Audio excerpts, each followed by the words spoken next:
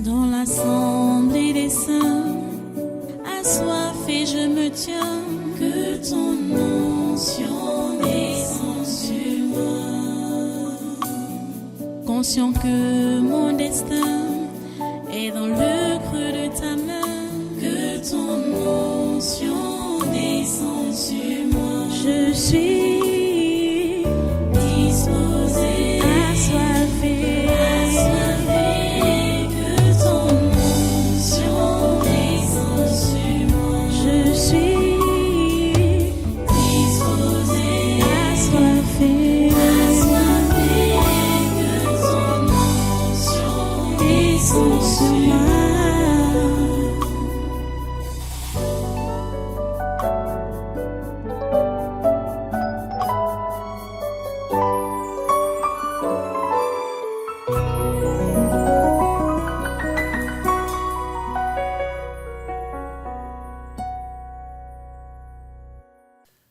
Alléluia. Merci Dieu de ton façon. Merci pour ta grâce. Merci pour ton amour. Merci Seigneur pour ta protection. Merci pour tout ce que tu fais pour nous les humains, créés à ton image. Merci parce que tu sais tout ce qui nous concerne, ô Dieu. Sois béni à jamais. Que ta volonté continue de se faire dans nos vies comme au ciel. Que ta volonté continue de s'accomplir dans nos nations comme au ciel. Seigneur, nous comptons sur toi. Nos yeux sont fixés sur toi. C'est vers toi que nous regardons, Seigneur. Toi qui peux nous secourir, qui peux nous sauver.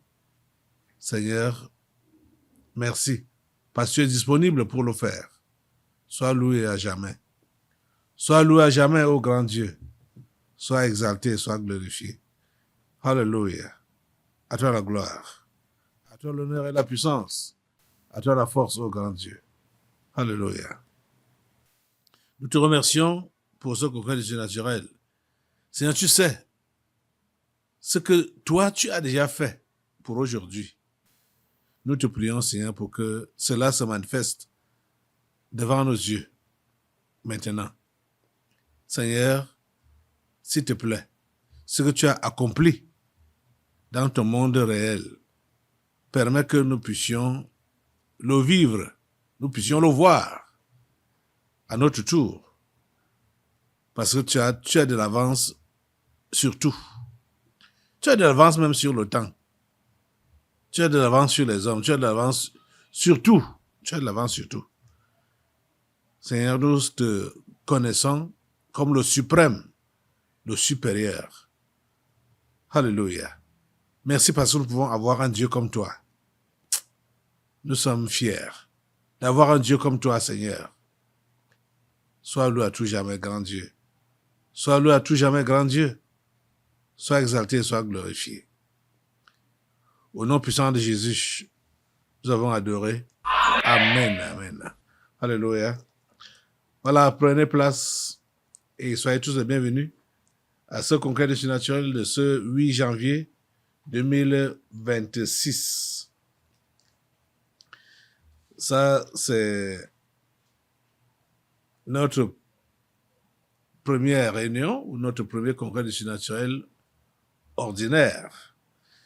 Nous avons commencé cette année avec le premier séminaire de l'année 2026 qui a commencé donc le premier et on a clôturé ça le 4. C'était dimanche passé. Donc voilà, nous sommes arrivés donc le 8 aujourd'hui et nous démarrons comme ça notre premier congrès du surnaturel ordinaire, si je peux appeler ainsi. Et vous savez, pendant qu'on était en séminaire ici, là, il y a eu un événement qui s'est produit aux Amériques. Oui, notamment en Amérique du Sud. L'agression des États-Unis contre le Venezuela et le kidnapping du président vénézuélien. Malgré que les États-Unis se sont vantés comment leur armée est forte, Donald Trump se vantait comment ils ont fait une opération comme nul autre pays ne peut faire. Patati, patata, machin, tout ça. Ah, c'est du bavardage vraiment inutile. Parce que si le Venezuela n'avait pas eu des traîtres à l'intérieur, ce que les États-Unis ont fait là n'allait pas avoir lieu. Vous comprenez réellement le thème que nous avons et ce que je vous enseigne toujours sur la délivrance des esprits familiers et de la sorcellerie. Je vous dis que c'est authentique. Ce sont les démons familiers qui livrent toujours leur personne. Toujours, les démons familiers sont là. Et tous les pays du monde ont les démons familiers. Tous les pays du monde. Je vous assure. Donc, pour nous ici, au Cameroun, vous devez comprendre. Je dis qu'il faut seulement lier l'action des démons familiers et empêcher qu'ils puissent avoir de failles pour pouvoir donc faire un mauvais travail dans la vie des populations et dans la vie du chef de l'État. Nicolas Maduro a été trahi. C'est pas que les démons familiers étaient forts. Je veux dire, c'est pas que l'armée américaine était tellement forte. Vous savez que c'est depuis que Donald Trump menaçait Nicolas Maduro. Ça n'a pas commencé le 3. Ça n'a pas commencé samedi passé. C'est samedi passé qu'ils ont donc fait cette attaque. On se demandait ici comment ça s'est passé. Pourquoi est-ce que les Russes n'ont pas averti Maduro? Ils étaient au courant de l'attaque, ça c'est vrai. Tout le monde était au courant de l'attaque parce que le Venezuela est en siège par les États-Unis. Ça fait plus de 3 mois qu'ils avaient déjà posté leur armada tout autour du Venezuela, du moins tout autour de la partie, on appelle comment? La partie de la mer. Ils avaient déjà posé les bateaux de guerre partout là. Et ils attendaient juste quelqu'un qui allait leur livrer la mèche, vendre la mèche. Vous savez que en 2020, Donald Trump, Donald Trump, il dit, peut-être je me trompe de l'année exactement, il sait que quand Donald Trump a commencé à menacer Nicolas Maduro lors de son premier mandat, il avait promis de donner 50 millions de dollars à celui qui devait lui livrer la tête de Nicolas Maduro. Donc, sa tête était mise à prix depuis longtemps, depuis des années. Et cette fois-ci, donc, ce sont ces militaires, les hauts gradés de l'armée, qui l'ont livré. Ce sont les hauts gradés de l'armée qui l'ont livré. Il a été livré. Parce que ça ne pouvait pas s'expliquer. Même comme, juste par méchanceté, les États-Unis ont bombardé. Ça, c'était pour détruire l'armement vénézuélien, pour rien même. Puisqu'ils avaient déjà toutes les informations concernant le président, là on devait le capturer, ils avaient déjà tout. Il y a un général qui a tout livré, qui a livré totalement Donald Trump entre les mains des États-Unis. Je vais vous... Voilà. Déjà même, et la présidente, hey Seigneur, ta grâce.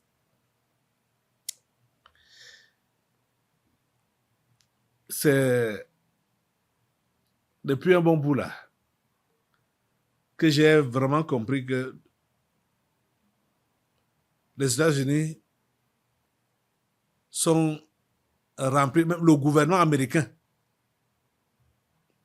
est rempli des emboucs. Trump en premier. Parce que ces gens ont pensé que en capturant, en kidnappant Nicolas Maduro,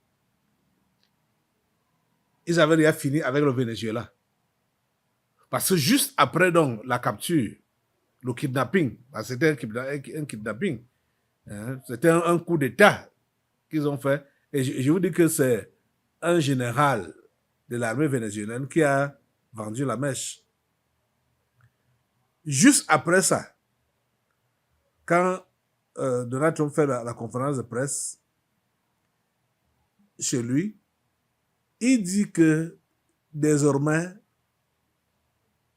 le Venezuela va être dirigé par eux, par les Amériques. Et directement, il a commencé à dire que le pétrole vénézuélien doit leur revenir. C'est eux qui vont vendre et encaisser de l'argent. Vous entendez? Donc, ce n'est plus histoire de drogue. Vous écoutez ça, ce n'est plus l'histoire de drogue. Juste après avoir kidnappé le président vénézuélien, et il montre donc maintenant ses vraies couleurs pour montrer juste aux gens au monde entier, que ce n'était pas par rapport à l'histoire de drogue. Je voulais juste voler leur richesse. Directement comme ça, là. Et je voulais juste voler leur richesse. Et il a prouvé devant tout le monde. Parce que déjà même, la première audience est passée. Et Nicolas Maduro, bien sûr, a plaidé non coupable, ce qui est vrai. Mais on voit que les chefs d'accusation qui étaient contre Nicolas Maduro, rien ne tient debout. Rien. Je dis absolument rien ne tient debout. Rien. Et avec même toutes les autres paroles qu'il a prononcées après, on comprend juste que c'était pour écarter la personne qui leur faisait barrage par rapport au vol du pétrole. Et la personne-là était qui? C'était Nicolas Maduro. Les Américains, Donald Trump en tête, ont oublié que le Venezuela est un pays, une nation souveraine qui a ses institutions qui fonctionnent bel et bien. Vous comprenez? Donc, pour lui, c'était comme s'il allait dans une brousse, comme ça là, peut-être au milieu des chimpanzés, prend donc le chimpanzé dominant, et puis maintenant, tout se calme, ou tout se tait. Ou chez une troupe de gorilles, prend maintenant le mâle dominant, et puis tout est maîtrisé. Dès qu'on a kidnappé Nicolas Maduro, la Cour constitutionnelle a rapidement investi la vice-présidente, présidente par intérim, directement. Ça n'a pas tardé. Directement, elle a prêté serment. Donc, il n'y a pas eu un vide au Venezuela. Vous comprenez ça? Il n'y a pas eu de vide. Le pays a ses institutions et ça fonctionne normalement. Mais ils ont mal réfléchi. Ils ont mal réfléchi. Ils ont cru que comme ils ont eu quelques militaires qu'ils ont corrompus, donc ça pouvait aller comme ça partout. Non. La justice a dit non. Nous sommes un pays organisé. Et voici ce que notre loi prévoit. En cas de vacances de notre président, du président, voici ce que dispose la loi. Le vice-président le remplace directement. Vous voyez ça? Et quand cette dame a prêté donc serment, peut-être je peux vous montrer juste un petit flash de sa prestation de serment. Elle s'appelle Delcy Rodriguez. Voilà comment elle a prêté serment. Je viens ici dans la douleur de l'enlèvement des 2 héros qui sont pris en otage aux États-Unis. Le président Nicolás Maduro et la première combattante, la première dame de ce pays, Cilia Flores. Je viens ici dans la douleur, mais je dois dire que je viens avec l'honneur de prêter serment au nom de tous les Vénézuéliens. Je viens prêter serment auprès de notre père libérateur, Simón Bolívar. Delcy Rodriguez est son nom. Donc, quand elle a donc prêté serment, elle a compris ce qui s'est passé. Le coup qu'on a fait à son président, Nicolás Maduro. Et c'est quoi? C'est un général, le général en chef de la sécurité de Maduro.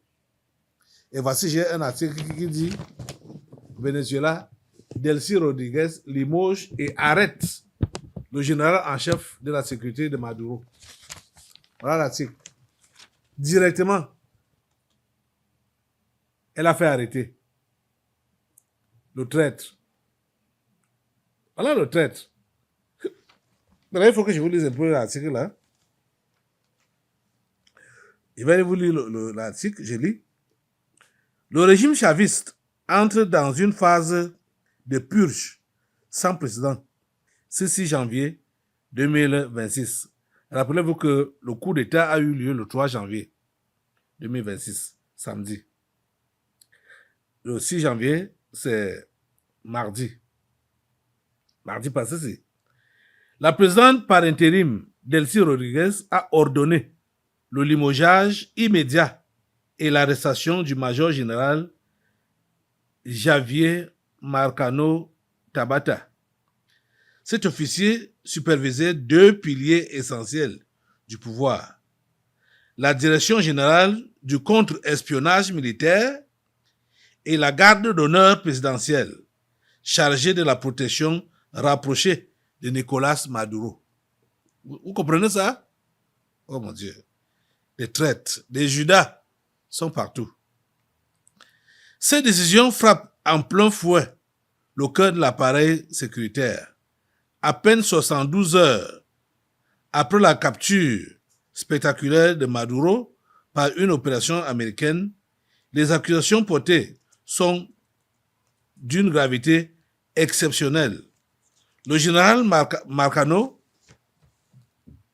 Tabata est soupçonné d'actes de trahison majeurs, incluant la transmission des coordonnées exactes de l'ancien président et la désactivation délibérée de protocoles de défense anti-aérienne, facilitant ainsi l'extraction de ces derniers.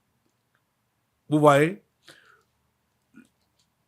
la Russie avait fourni, du moins je veux dire, Nicolas Maduro a acheté en Russie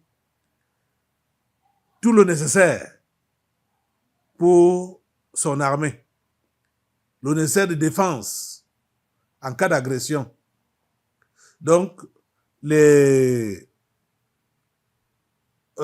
n'a pas comment, c'est... Oui, voilà. Hein? Protocole de défense anti-aérienne. Donc, ces armes-là, donc, qui étaient positionnées pour pouvoir abattre tous les avions qui pouvaient attaquer la ville, le pays. Et le général-major Tabata a demandé, a ordonné leur comment dire,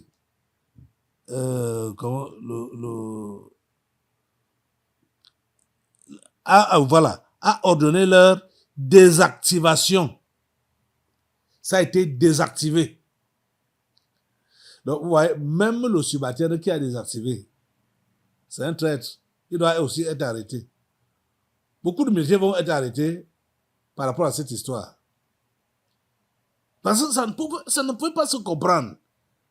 Comment ça arrive? Comment ça a été si facile? On part jusque dans la chambre, ou juste là où Nicolas Maduro était avec sa femme, on les prend. Comment ça a été si facile? Vous allez entendre comment Trump bavarde. Il se vante. Pourtant, il ne dit pas réellement ce qui s'est passé. Il a dit qu'ils ont bombardé les appareils de défense anti-aériens du Venezuela. Or, voilà ce que nous lisons et ce qui a été fait.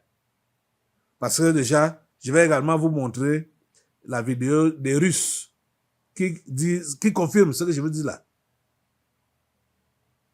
En rejetant la thèse de Trump qui dit que c'est leur armée qui est très forte et c'est elle qui a neutralisé, bombardé, anéanti, saccagé le système de défense des Vénézuéliens. C'était pas ça. C'est un traître qui a fait ça. C'est des traîtres qui ont fait ça. Mais l'armée dans son ensemble soutient la nation. Parce que l'armée, c'est une armée nationale, une armée républicaine. Donc, elle doit soutenir et défendre les institutions. Et c'est ça qui a été fait. Nous, on va même prier. On va prier. Ne soyez pas surpris. On va prier pour que, parce que tout ce qui est, du moins, reproché à Maduro, ce que Donald Trump avait d'abord déclaré, ce n'est rien. Ça ne tient pas. Ça ne tient même pas. Et il y a beaucoup de contradictions chez Trump lui-même. Dans ses déclarations précédentes qui vont faciliter la libération de Nicolas Maduro. Parce que nous allons prier pour sa libération. Il doit être libéré. Il dit que les États-Unis sont bêtes. Les États-Unis sont fous. Les États-Unis n'ont rien dans la tête. Les dirigeants n'ont rien dans la tête. Ils n'ont rien dans la tête. Je vous assure. C'est-à-dire, c'est des actes de folie. C'est-à-dire, ce que les États-Unis font là, c'est donc pour encourager tous les pays du monde de faire comme ça. C'est-à-dire, si tu es intéressé par quelque chose que ton voisin possède, tu vas juste entrer là-bas, kidnapper le chef de l'État et aller prendre ce que tu veux prendre dans ce pays-là. Non. Ça ne doit pas être comme ça. Ça, c'est l'anarchie. C'est la sauvagerie. C'est en Brousse que ça se fait comme ça, là. Vous voyez ça? Regardez comment les Russes sont en train de dire par leur propre bouche là, ce que j'ai essayé de vous expliquer là, que les États-Unis ont profité des traîtres à l'intérieur de l'armée vénézuélienne, l'armée qui a donc désactivé délibérément le protocole de défense anti-aérienne. Écoutez ça. Donald Trump cesse de mentir au monde car chaque mensonge te rapproche de ta chute politique et historique. Tu affirmes avoir détruit les systèmes de défense russes au Venezuela. C'est une falsification grossière. Ces armes n'ont jamais été neutralisées par la force américaine. Elles ont été désactivées par trahison interne, sans corruption, sans achat de généraux, sans infiltration du pouvoir vénézuélien. Jamais les États-Unis n'auraient posé un pied sur ce territoire. Ce que tu appelles une opération militaire est en réalité une manipulation honteuse. L'Amérique n'a pas gagné, elle a acheté. Et l'histoire, elle, ne pardonne jamais les imposteurs. Ok, vous avez suivi. Bon, maintenant, je vais quand même finir la lecture de l'article si ça reste plus long, il reste 2 paragraphes. L'arrestation n'est pas une simple sanction administrative. Les sources officielles évoquent une négligence critique et une défaillance du commandement, pointant du doigt son incapacité à empêcher l'assaut contre la résidence de Miraflores, donc la présidence du Venezuela, et la récente attaque subie par l'Assemblée nationale. Donc, pour Delcy Rodriguez, donc la présidente actuelle, il s'agit d'un règlement de compte politique et d'un message de contrôle total adressé aux forces armées et à la communauté internationale. En éliminant le dernier vestige de la structure de commandement loyal à Maduro, la nouvelle dirigeante consolide son emprise sur la capitale et neutralise toute velléité de mutinerie. Elle démontre qu'elle détient désormais les véritables rênes du pouvoir, tout en négociant en position de force avec Washington sur l'avenir du pétrole vénézuélien. Cette purge radicale qui secoue les casernes marque-t-elle le début d'une stabilisation sous un nouveau leadership ou l'amorce d'un cycle de violence intense encore plus profond au sein du chavisme? Les amis, le président vénézuélien n'a pas été déchu de son pouvoir. Il a été kidnappé. Et quand on est kidnappé, bien évidemment, on doit être libéré. Quand on est donc libéré, on reprend ses fonctions. Assemblée, lève-toi d'abord, lève-toi. Pour demander cela à Dieu. La justice américaine a pris l'affaire en main. Maduro a déjà été entendu. Ils ont renvoyé jusqu'au 17 mars. C'est trop loin. Hein? Parce que peut-être ils vont faire ça comme ça, faire tourner ça comme ça là, peut-être jusqu'à la fin de son mandat. Parce qu'il a commencé son mandat en 2024. Il est en fonction. On le kidnappe. Il est en fonction. On le kidnappe. Vous voyez ça? Oh mon Dieu. Demandons à Dieu de permettre que cet homme soit relâché. Mais ça, ce qui lui est arrivé, ça nous sert de leçon. Qu'on ne doit pas faire confiance aveuglément aux gens comme ça. Et surtout, ça n'arrive pas. Asseyez-vous d'abord un peu. Je vais vraiment d'abord conclure tous ces commentaires. Et surtout, ça n'arrive pas au hasard comme ça. On a des signes. On a des signes. On a des investissements qui nous montrent que tel n'est plus avec nous, ou tel veut nous trahir, on a des avertissements, on a des signes. Nicolas Maduro a eu des signes, des avertissements, même de la part de son fils, qui lui disait que ton entourage là n'est pas bien. Ton entourage là va te trahir. Comme ici, chaque fois ça sort ici que Ferdinand Gongo est un traître et qu'il prépare un coup d'État.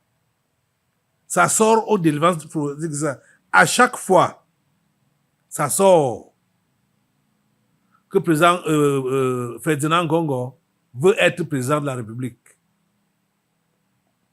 et qu'il prépare un coup d'État. Notre chef de l'État ne doit pas prendre ça à la légère.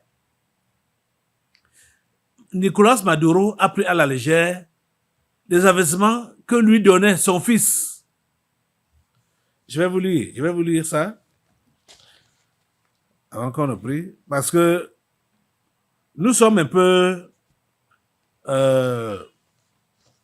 comme à la position du Venezuela, puisque le dimanche matin, quand Trump a pris la parole pour donner sa conférence de presse, il a dit que d'autres pays vont suivre. Et même j'ai devant moi ici un article qui dit que il y a eu un échange musclé entre un émissaire de Trump et Paul Biya. Vous voyez ça? Voilà l'article là ici. Échange musclé entre un émissaire de Trump et Paul Biya. Parce que le Cameroun est sur le viseur de Trump. Le Cameroun est sur le viseur de Trump. Notre chef d'État doit comprendre ça. Les exercices qu'ils ont faits au Nigeria là, en bombardant depuis, on appelle comment? Depuis la mer. Ces exercices-là n'étaient pas en vain. C'était pour essayer de voir leur force de frappe à partir du golfe de Guinée, donc là, jusqu'où pouvaient atteindre leurs missiles pour attaquer le Niger, le Mali, le Burkina Faso et le Cameroun. Les amis, moi, je vais interpeller sérieusement notre chef de l'État qui ne s'amuse pas quand les révélations sortent que ceux qui l'entourent là ne sont pas bien. Ceux qui vous entourent, monsieur le chef de l'État, ne sont pas bien. Vos proches collaborateurs, ils ne sont pas bien. Je vais vous lire le témoignage du fils de Nicolas Maduro. Il a fait 3 sorties. Je vais vous lire l'autre aussi.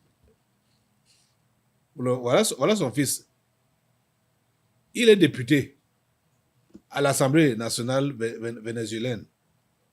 Le fils de Maduro aussi. Ok. Le fils de Nicolas Maduro réagit à l'arrestation de son père. Il dit, ils ont livré mon père aux Américains. Voilà ce qu'il dit. Ce sont ses propres gardes et proches collaborateurs qui l'ont trahi. Ce n'est pas une arrestation, c'est une trahison. Il a défoncé un complot international avec la complicité des membres de l'entourage du président et a affirmé qu'il ne faisait plus confiance à personne dans le cercle rapproché de son père. Voilà. Pour notre chef d'État ici, là, il est averti et avisé par le tabernacle de la liberté par rapport à tout ce qui peut se passer autour de lui. Je vais lire encore. Voilà. Un autre article de lui, du fils de Maduro.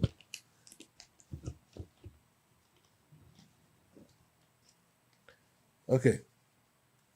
Voilà, c'est ici.